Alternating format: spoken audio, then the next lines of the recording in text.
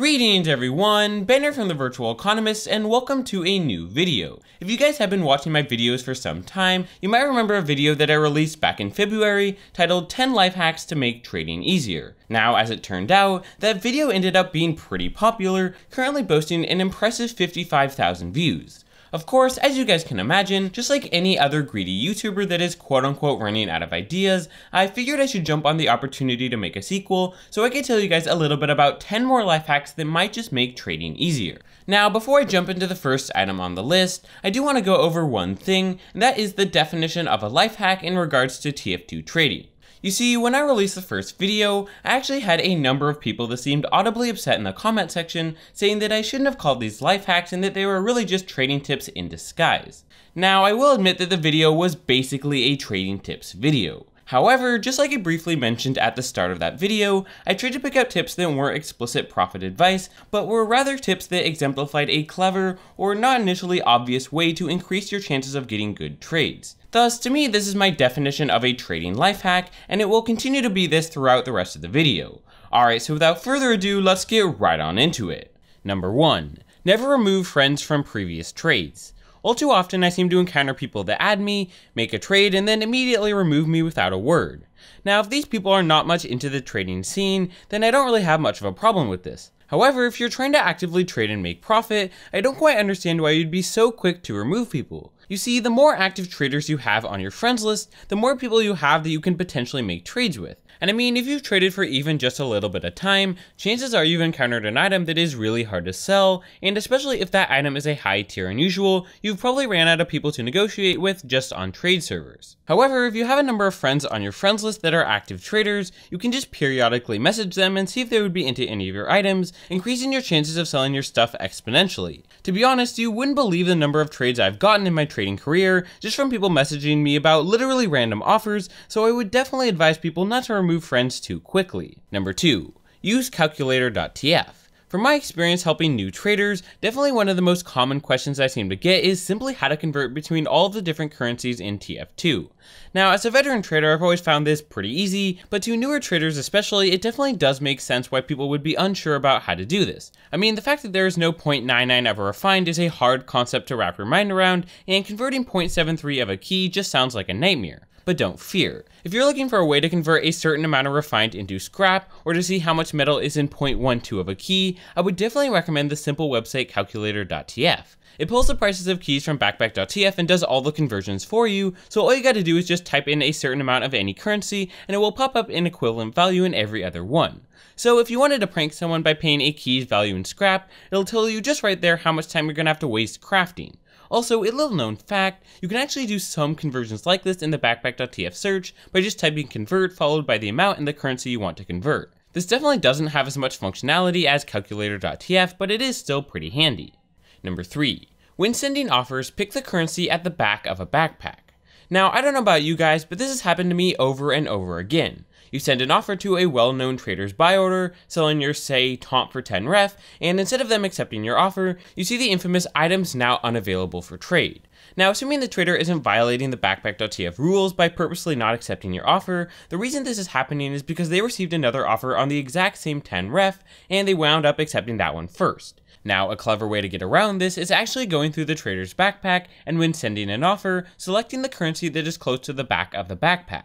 This is because, from what I've noticed, most people will just select the first metal or keys available, meaning that if you pick the stuff at the back, it will be much harder for your trade to get screwed over by the items being unavailable for trade. Number 4. Follow up on bad trade offers. Now, if you have a lot of items listed at the same time, you're probably accustomed to getting a lot of, well, absolutely friggin' horrible trade offers. Maybe they're just offering bad items, attempting to trick you, or just plain sending you a massive lowball, but whatever it is, I'm sure you've had that moment or two where you just wanted to slam the decline button and rip your hair out in frustration. However, I wouldn't really advise you to do either of these things. More often than you might think, I don't think that people really mean to send bad offers. For example, they may have miscounted the amount of refined in the trade, or they really just don't know much about unusual tier levels. In these cases, they are probably still willing to work out a trade, they just weren't able to do it with the first offer. Thus, I would always advise you to look up these people's backpacks on backpack.tf, and if it looks like they have more that they could add to the trade to make it worthwhile, just go ahead and add them to discuss. Number 5. Don't immediately decline any incoming offers. In a way, this is like an extension to the last tip, except for that it applies to all trade offers. You see, as I briefly mentioned before, I wouldn't recommend canceling any offers immediately, even if they do seem pretty freaking bad. While this reasoning might seem obvious, this is simply because it will give you way more time to think about the offer and prevents you from missing a potentially good trade by letting your reflexes decide for you. To be honest, there are a lot of people who send offers quite hesitantly, so by not declining offers immediately, you don't have to ever run the risk of changing your mind and then asking them to rescind the offer, only to have them refuse to do so. Also, another advantage to waiting on offers is you can use this time to monitor the market and see if it becomes better for reselling the items in the offer. This is because a lot of the time you will find someone sending you a trade simply because they are currently being undercutted by multiple other sellers. But if you wait a day or two, the market just might have enough time to clear up, giving you a far superior offer to accept. Now, there are definitely some people who get really upset when you leave their offers up, so it never really hurts to just leave a comment on their profile if you mean to have their offer up for more than a day or two. Number 6. When possible, ask your trading partner to send the offer, not you. Honestly, one of the most infuriating things that can happen to you while trading is agreeing on a final trade and then sending the offer only to have the other party just sit on it and never accept. While this is usually caused by encountering someone who isn't too confident in trading, I found that the easiest way to try and mitigate this is just by always asking your trading partner to send the final offer to you instead of you sending the offer to them. Since you know 100% that you're going to accept the offer, this way your partner basically has to commit to the trade right then and there, and doesn't have the opportunity to sit back on the offer, relax, go offline, and then never accept.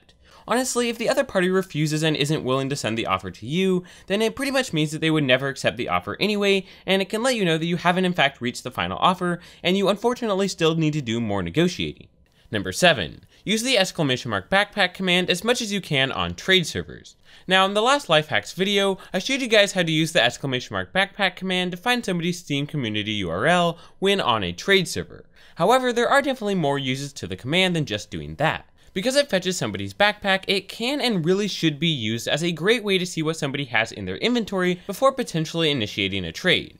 Now, the way I see it, this is especially important simply because many people's chat binds can often be quite cryptic, and !backpacking as many people as you can help you decipher the good deals from the bad ones. For example, someone might advertise their Masked Flies hat as a rare and desirable first-gen unusual, or somebody might spam selling their Strange Degreaser, completely unaware that it actually has 2 Halloween spells on it. So if you make sure to !backpack the person advertising each deal, you might actually be the sole person on the server to know not to waste your time with a crappy deal, or to steal an item for way cheaper than you should have.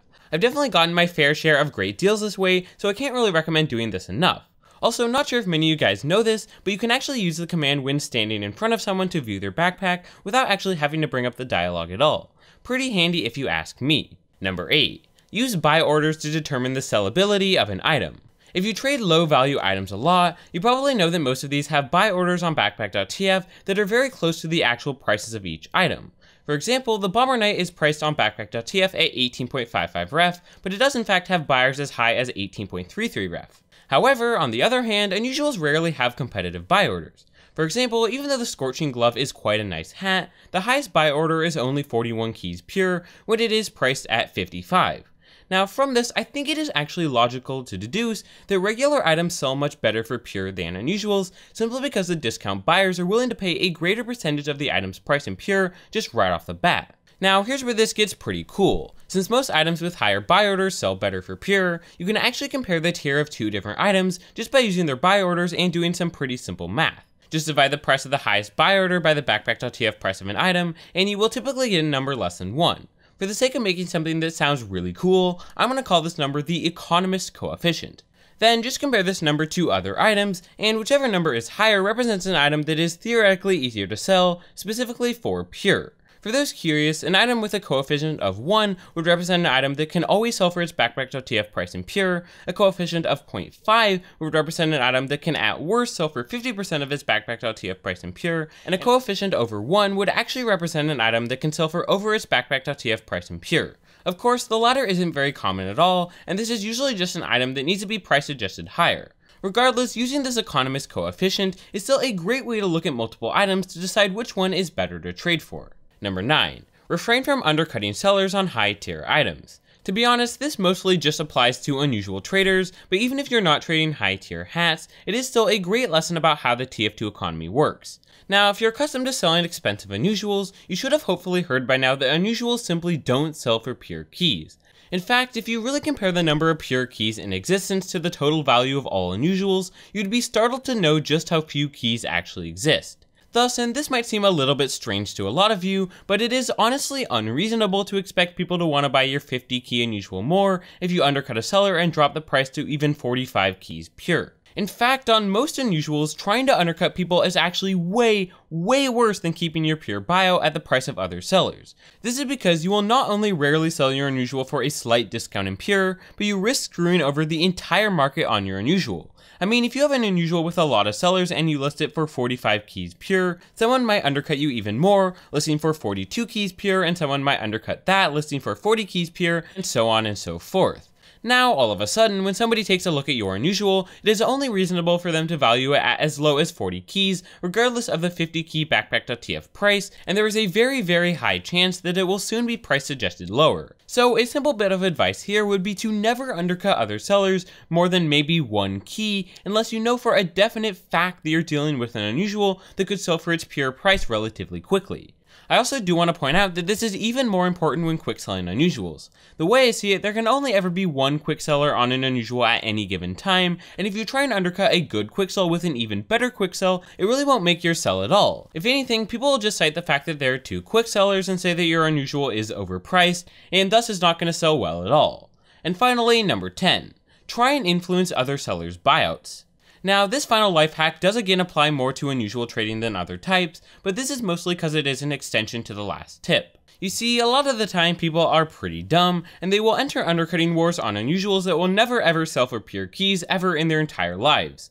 Now, like I just talked about, I wouldn't undercut any of these people. In fact, especially if there is only one other seller, I would actually recommend listing your unusual for way higher than theirs. This is because if the other seller sees your new listing, they might realize that there is no competition anymore, and they might just be inclined to relist for a higher amount, instantly saving the market from being screwed over. Just list yours for the same price, and boom, now both of you guys will now be able to sell your items much better. Nonetheless, there are still people that simply won't relist their items, even in scenarios where you both desperately need to get rid of your items very quickly. In these cases, you're not actually out of luck yet. I would actually recommend adding these people and just asking them if they would be willing to raise their prices. I mean, you can just explain to them that unless they're willing to sell for a good quick sell price, just listing their 50 key unusual for 5 keys cheaper does nothing good for either of you, and you can just tell them that listing for 50 keys will help both of you guys sell your items better. Of course, there will always be people who will flat out decline your offer on quote unquote collusion, but don't let this turn you off. While this might seem a little bit sketchy on the surface, there are really no rules against this, and in the long run it will only help both of you guys out by letting you sell your items for the maximum that you can. Anyway, that is just gonna about do it for the video. I really hope that you guys did enjoy it and maybe learned a thing or two about how to trade more effectively. At this point, I would say that this is basically a series, so if you guys have more ideas for future life hacks videos, especially for lower value trading, be sure to leave a comment in the comment section below. Until next time guys, thanks for watching.